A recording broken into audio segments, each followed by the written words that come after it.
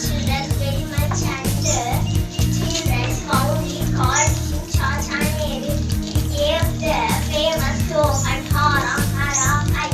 Pandit Nehru wrote the book The Discovery of India. Children's Day in India is the birth anniversary of Pandit Jawaharlal Nehru.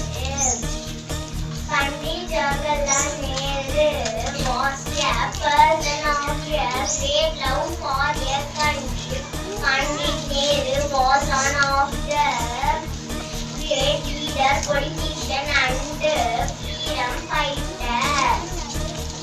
Jawaharlal received his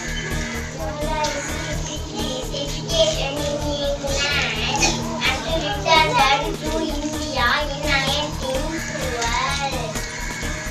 Jawaharlal, by greatly influenced by Mahatma Gandhi and joined the freedom movement. Nehru always keeps a red rose in his shirt pocket.